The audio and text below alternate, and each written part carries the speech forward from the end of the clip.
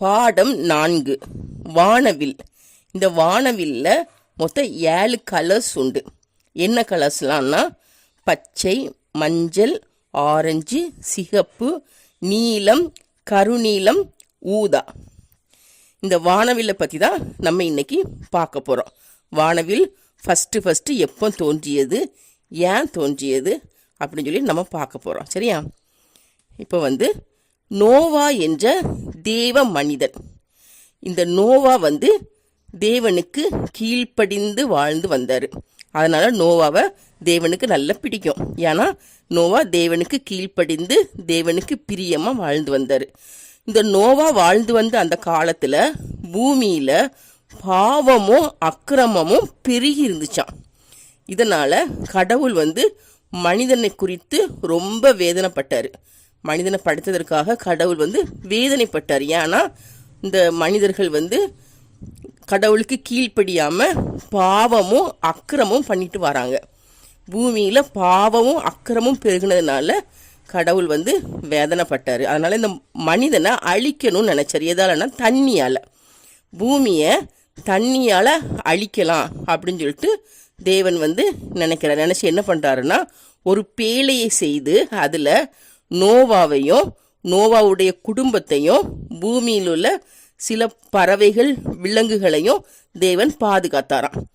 பேழையில் வச்சு பாதுகாக்கிறார். மற்ற எல்லாரையும் என்ன பண்ணுறாருன்னா ஜலத்தினால அழிக்கிறாரு. இப்போ ஜலத்தால் எல்லாரையும் அழிச்சாச்சு. யார் தான் பாதுகாக்கப்பட்டா? நோவா, நோவாவின் குடும்பத்தார், பறவைகள், விலங்குகள் இவ்வளவும் பாதுகாக்கப்படுது.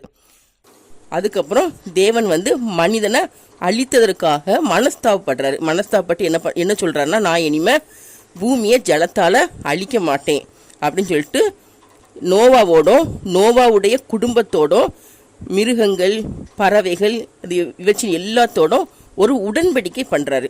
உடன்படிக்கைனா ப்ராமிஸ். என்ன ப்ராமிஸ் பண்ணார்னா, நான் இனிமேல் இந்த மாம்சமான யாவையும் ஜலப்பிரளயத்தால் அழிக்க மாட்டேன்.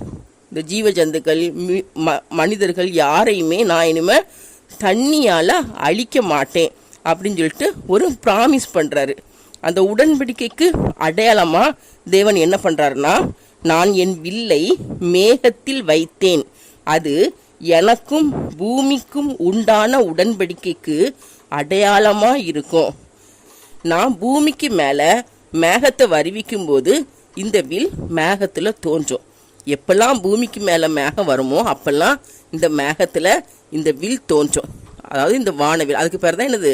வானவில். இந்த வானவில் எப்பெல்லாம் மேகத்தில் தோன்றுதோ அப்போது நான் மனிதர்களோடு பண்ணின இந்த உடன்படிக்கையை நினைவு கூறுவேன் அப்படின்னு சொல்லிட்டு தேவன் சொல்கிறாரு.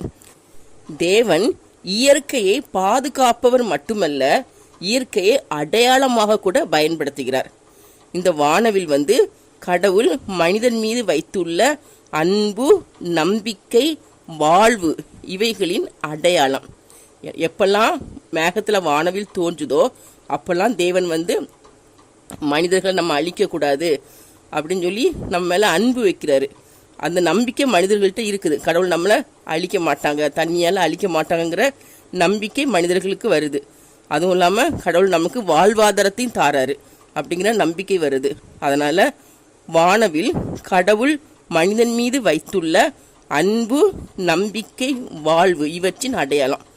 அப்போ மேகத்தில் எப்பெல்லாம் வானவில் தோன்றுதோ அப்போது நம்ம கடவுளுக்கு என்ன பண்ணணும்? நன்றி செலுத்தணும். கடவுள் நமக்கு தந்த அந்த நம்பிக்கை, அன்பு, வாழ்வுக்காக கடவுளுக்கு நன்றி சொல்லணும்.